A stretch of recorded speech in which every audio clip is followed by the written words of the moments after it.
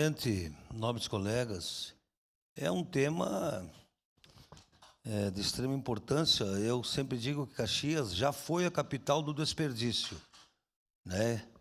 Nós lembramos o quanto o Banco do Vestuário fez bem, principalmente na época da pandemia.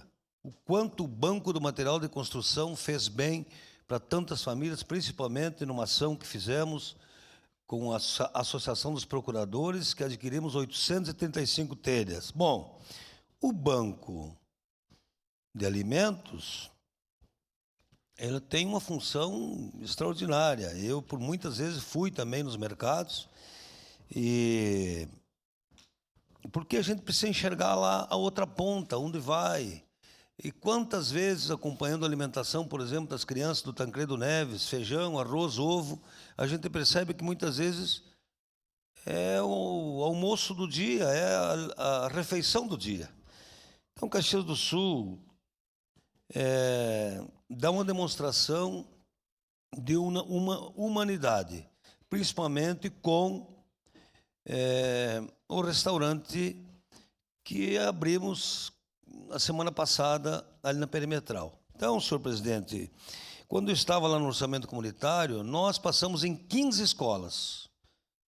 15 escolas, junto com o horto, ensinando as crianças a plantar, para saber de onde vem a batata da debaixo da terra, o chuchu da pendurado, para as crianças também saberem de onde vem o alimento e não acharem que nasce embalado nos mercados. Eu quero saudar e valorizar a Secretaria da Agricultura, através do Velocino e através do Rudimar, que inclusive estivemos na frente do Clauri Flores, para quem conhece, o Vila IP tem toda a área da Eletrosul, e a gente está conseguindo R$200 mil com a SDR, Secretaria de Desenvolvimento Rural. E ali nós faremos uma grande extensão da horta do Vila IP.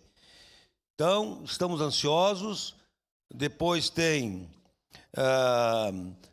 as famílias que vão fazer as inscrições, para que a gente também depois possa acompanhar essas famílias. Vejam que no Campos da Serra fizemos muitas, mas muitas reuniões para que lá hoje a gente tenha uma horta comunitária. Então, eu sou muito adepto a hortas comunitárias. Fizemos uma no Belo Horizonte, que tem muitas famílias que estão trabalhando, que estão cedendo, quando uma colhe alface e outra cebola, fazem as trocas. Isso é bonito. Uma vez passamos no telão aqui uma senhora, em 2022, chorando porque não tomava mais remédio para depressão. Por quê? Foi conversar com as amigas, foi pegar sol. Então, nós precisamos também buscar parcerias. O próprio Instituto Elizabeth Randon ajudou com a cerca, eu consegui com o Araldi o adubo, e assim nós precisamos parcerias. Para quê? Para melhorar a vida das tantas famílias que precisam de uma alimentação. Isso é uma parte. Obrigado, vereador D'Ambrós. Quero lhe parabenizar pela fala também e esse projeto. E o senhor, a gente teve oportunidade de estar junto, conversando sobre esse assunto. Eu que levei o projeto, né, das hortas comunitárias até a Assembleia Legislativa, até Brasília, em busca de recursos, protocolei nas casas, tenho cobrado, porque eu acho, acho muito fantástico esse projeto aí. Eu uni ali a criança da escola, talvez, com aquela pessoa idosa da comunidade, como o senhor bem colocou aqui.